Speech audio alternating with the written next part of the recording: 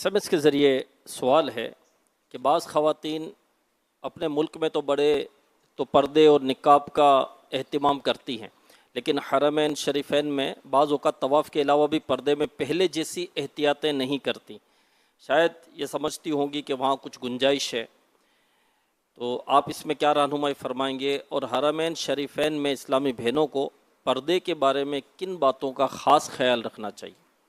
طواف وغیرہ میں احرام میں طواف کا مسئلہ نہیں ہے، احرام کا مسئلہ ہے کہ چہرے پر نقاب نہ پڑے، کپڑا نہ پڑے۔ تو ان کو بھی لکھا ہے کہ کتاب وغیرہ سے ضرورتاً آڑ کر لے، چہرے کے آگے کتاب رکھ لے تاکہ وہ کم سے کم کوئی نظر ڈالے اس پہ۔ اور ویسے طواف میں جس میں مطلب احرام والا مسئلہ نہیں ہے، تب تو وہ بھی بے شک وہ نقاب کر کے ہی مطلب طواف کرے گی۔ اب اس میں وہاں ویسے قدرے بہتر ہوتا ہے، یہاں کی طرح کی بے پردگی تو میں نے نوٹ نہیں کی ہے، جیسے یہاں معاذ اللہ بے پردگی ہے نا، تو لیکن بعض ہو سکتا ہے کرتی ہوں یا بڑھ گیا ہو اس کا رجحان بے پردگی کا وہاں۔ تاہم یہ کہ مکہ مکرمہ جن حرم شریف میں پورا مکہ مکرمہ بھی شامل ہے، تو اس میں اور جو حصہ حرم سے باہر نکلا ہے مکہ مکرمہ کا وہ بھی 1 کے لاکھ میں شامل ہے دارالفتہ اہل سنت کے فتوے کے مطابق۔ تو یہ کہ 1 نیکی لاکھ نیکی اور 1 گناہ لاکھ گناہ، یہاں کی بے پردگی کے مقابلے میں وہاں لاکھ گنا زیادہ گناہ گار ہوگی۔ یہاں بھی نہیں کرنا ہے، وہاں بھی نہیں کرنا ہے، بے پردگی عورت نے کہیں نہیں کرنی ہوتی، وہاں تو زیادہ بچنے کی ضرورت ہے، مکہ مکرمہ مدینہ طیبہ میں، اور یہاں بھی زیادہ بچنے کی ضرورت ہے کہ آگ جلانے کے لیے گودام میں پوری آگ پھینکے تو کیا، ایک چنگاری پھینکے تو کیا، گودام جلے گی، آگ لگ جائے گی۔ تو اسی طرح جہنم میں لے جانے والا چھوٹے سے چھوٹا گناہ وہ بھی سبب بن سکتا ہے جہنم میں جانے کا۔ تو پھر یہ کہ یہاں بھی احتیاط وہاں بھی احتیاط، اللہ توفیق عطا فرمائے۔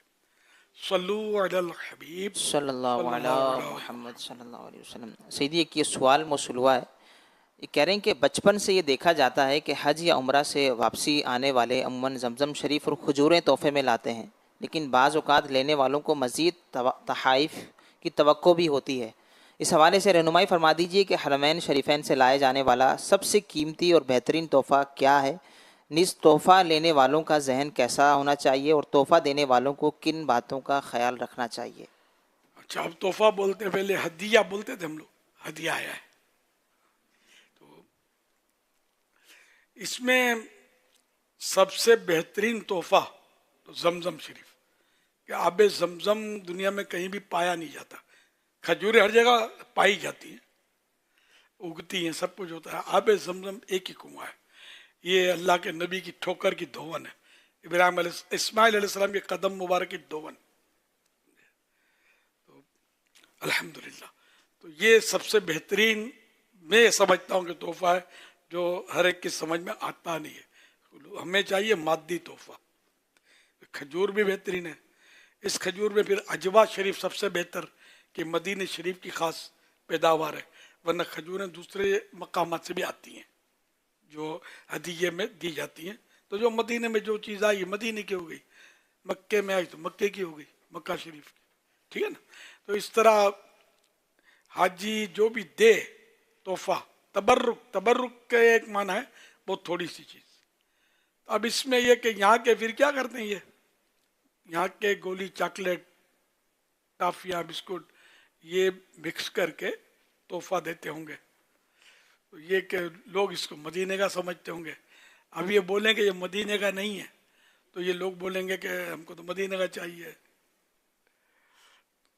وغیرہ، لیکن یہ کہ میرے خیال میں بول دینا، سمجھ میں آتا ہے کہ بول دیا جائے کہ دیکھو یہ مدینہ شریف کی ہے، یہ یہاں کی ہے، یا جدہ شریف کی ہے۔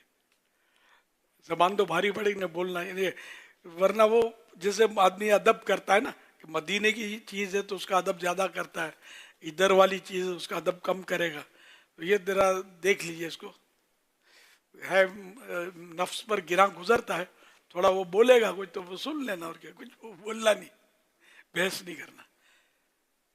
میں نے سچ آپ کو بتا دیا تھا کہ ادب کرنے میں آپ کو زیادہ دشواری نہ ہو, غلط فہمی بھی نہ ہو کہ یہ مدینے کا نہیں ہے. اسی طرح آب زمزم شریف میں پانی مکس کیا جاتا ہے, ہمارے عرف ہے.